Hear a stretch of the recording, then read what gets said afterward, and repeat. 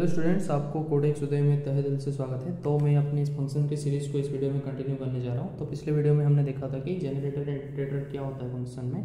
तो इस वीडियो में हम क्या करेंगे कि दो कॉमनली यूज्ड मेथड देखेंगे। एक हो गया स्टार ARGS और एक हो गया डबल स्टार KW ARGS। तो ये दोनों क्या होते हैं मैं आपको बताने जा रहा हूँ। तो पहले मैं आपको एस्टेरिस्क सिंबल ARGS क्या होता है पहले बताता हूँ। तो एक्चुअल में वो होता क्या है कि अगर मैं पहले आपको एक एग्जांपल देता हूँ, लेट्स सपोज मैं एक फंक्शन क्रिएट करता हूँ डेफ फंक x, y, फिर मैं क्या करता हूँ, मैं वो पास लिख देता हूँ। ठीक है, इसका मतलब क्या है कि ये फंक्शन दो ही आर्गुमेंट एक्सपेक्ट कर रहा है, हमें यहाँ पे पता लग रहा है। मतलब जब भी हम इस फंक्शन को कॉल करेंगे उसके साथ साथ हमें दो आर्गुमेंट पास करना पड़ेगा। जिस वक्त हमें पता नहीं होगा कि ये फंक्शन कितने आर्गुमेंट को एक्सपेक्ट कर रहा है, मे भी वो more than 2, more than 3, more than 4, more than 5 expect कर सकता है। इन दैट केस हम क्या करते हैं, जब हमें पता नहीं लगता है तो हम क्या करते हैं ना, एस्टेरिस्क सिंबल ARGS लिखते हैं। उसके बाद हम क्या करते हैं ना, लेट्स सपोज मैं एक फॉर लिख देता हूँ, फॉर आई इन ARGS। मुझे क्या करना है ना, प्रिंट कर दो, क्या कर दो, प्रिंट आई। मैं इसे प्रिंट करने से पहले इसका एक कॉन्सेप्ट आपको बताना चाहता हूँ। जब हम एस्टेरिस्क सिंबल देते हैं इसका मतलब वो क्या कहता है ना, treat all the arguments as a tuple. इसका मतलब ये है कि अगर हम एक एस्टेरिस्क सिंबल के बाद अगर मैं ARGS लिखता हूँ, आप ARGS की जगह कुछ भी लिख सकते हो। ऐसा नहीं कि वो बाउंड है कि ARGS ही लिखो, आप इसकी जगह कुछ भी लिख सकते हो। पर एक सब लोग यूज़ करते हैं इसे, इसीलिए हम ARGS लिखते हैं, ARGS फॉर आर्ग्यूमेंट्स। ओके, तो ये क्या कहता है ना, सारे के सारे मतलब वैल्यूज को एज ए टपल ट्रीट करो, लाइक 1, 2, 3 दे दिया। And arguments can be of any name. ऐसा नहीं कि आप इंटीजर ही दे सकते हो तो फ्लोट नहीं दे सकते, फ्लोट दे सकते हो तो स्ट्रिंग नहीं दे सकते, आप कुछ भी दे सकते हो। आप 4.4 भी दे सकते हो, आप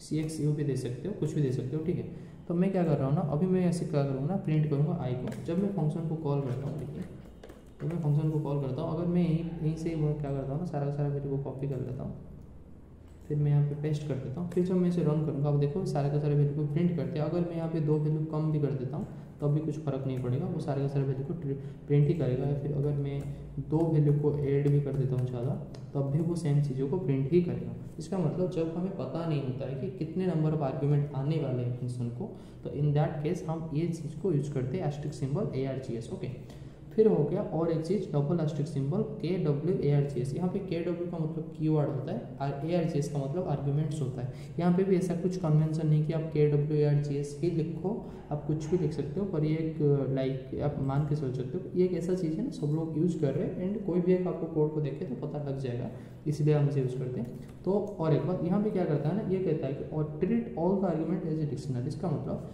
यहाँ पे हम जो भी वैल्यूज देंगे एज ए डिक्शनरी फॉर्मेट देंगे। मतलब एक की वैल्यू होगा था, उसका की होगा तो उसके कॉरेस्पॉन्डिंग वैल्यू भी होना चाहिए।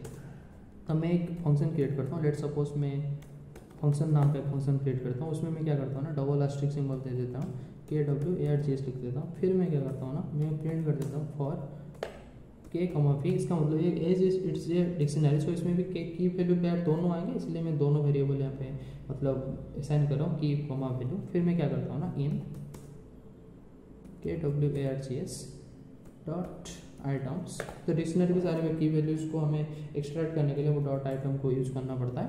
तो फिर मैं क्या करता हूँ ना, प्रिंट करता हूँ, क्या करता हूँ, की वैल्यू। ओके, फिर मैं क्या करता हूँ ना, वो फंक्शन को कॉल करता हूँ। जब मैं उस फंक्शन को कॉल करके यहाँ पे जब पास करूँगा, लेट्स सपोज मैं नेम इज इक्वल टू लिख देता हूँ कोड एक्स उदय। फिर मैं क्या कर देता हूँ, एज इज इक्वल टू 21 लिख देता हूँ। फिर मैं लिख देता हूँ education is equal to BTech. Okay, BTech का स्पेलिंग मैंने गलत लिखा। तब मैं जब उसे रन करूँगा, आप देख सकते हो सारे का सारे वैल्यू को उसने साइमल्टेनियसली प्रिंट कर दिया। तो इन दोनों का यूज ऐसे ही होता है, मतलब जब भी हमें कोई पता नहीं होता है कि कितने नंबर ऑफ आर्गुमेंट आने वाले हैं, अगर ये सारे का सारा वैल्यू में, इन दैट केस हम क्या करेंगे ना, ARGS को, एस्टेरिस्क सिंबल ARGS को यूज करेंगे। जब हमें पता होगा कितने एलिमेंट आने वाला है, एंड हमें पता नहीं है कितना एलिमेंट आने वाला है, पर जो भी एलिमेंट आएगा in the form of pairs आएगा। मतलब एक की होगा तो उसके कोरिस्पॉन्डिंग एक वैल्यू भी होगा, की होगा तो कोरिस्पॉन्डिंग उसके वैल्यू होगा। इन दैट केस हम डबल एस्टेरिस्क KW ARGS को यूज करते हैं।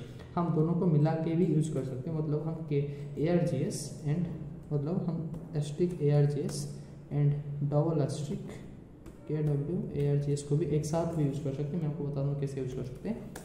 मैं एक फंक्शन क्रिएट कर रहा हूँ, डेफ बोथ, फंक्शन का नाम बोथ। मैं क्या करता हूँ ना, एक आर्गुमेंट दे देता हूँ ARGS, उसके बाद और एक आर्गुमेंट में दे देता हूँ डबल एस्टेरिस्क KW ARGS। फिर मैं क्या करता हूँ ना, दो फॉर लूप चलाता हूँ, फॉर आई इन ARGS। क्या करूँ ना, प्रिंट कर दो सारे के सारे एटॉमिक वैल्यूज़ को, मतलब एटॉमिक वैल्यू जहाँ पे मैं आपको बताता हूँ, जब मैं रन करूँगा आप क्लियर हो जाएंगे। फॉर की कॉमा वैल्यू इन KWARGS, फिर क्या करो dot, as it is a dictionary तो हमें डॉट आइटम्स भी कॉल करना पड़ेगा। उसके साथ मैं क्या चाहता हूँ ना, प्रिंट कर दो, क्या प्रिंट कर दो, सारे के सारे डिक्शनरी टाइप को वैल्यू को की कॉमा वैल्यू। फिर जब मैं उसे बोथ फंक्शन को कॉल करता हूँ, अगर मैं यहाँ पे दे देता हूँ 2, 3, 4, 5, हमारे नाम दे देता हूँ CXU कोड X होता है। फिर मैं क्या करता हूँ ना, एक लिख लेता हूँ name is equal to CXU, फिर मैं क्या करता हूँ ना एज इज इक्वल टू 21 लिख देता हूँ। फिर जब मैं रन करूँगा आप देख सकते हो उसने क्या किया कि यहाँ पे उसने कुछ एरर दिया है, एक्चुअली वो आइटम्स होता है इसलिए। या अभी आप देख सकते हो ये सारे के सारे वैल्यूज जिसमें एटॉमिक वैल्यूज था, वो इसके लिए वो आर्ग्यूमेंट्स को एज ए आर्ग्यूमेंट वो सारे के सारे एटॉमिक वैल्यूज को ले लिया, फिर सारे के सारे डिक्शनरी वैल्यूज को एज ए KWARGS को प्रिंट कर दिया। तो इसीलिए ही ये चीज़ होता है। अगर मैं इसके अंदर एक प्रिंट स्टेटमेंट लिख दूँ, प्रिंट स्टेटमेंट में क्या करता हूँ ना, ऐसे कुछ दे देता हूँ। अगर रन करो आप देख सकते हो इसके ऊपर जितना ही वैल्यू है वो डिफ़ॉल्ट पता लग गया उसे कि ये सारे के सारे *ARGS है। उसके नीचे जितने वैल्यूज है उसे डिफ़ॉल्ट पता चल गया $KWARGS होता है। तो यही होता है ये दोनों चीज़। अगर आपको ये चीज़ क्लियर हुआ होगा तो आप मेरे वीडियो को लाइक कर सकते हो, चैनल को सब्सक्राइब कर सकते हो।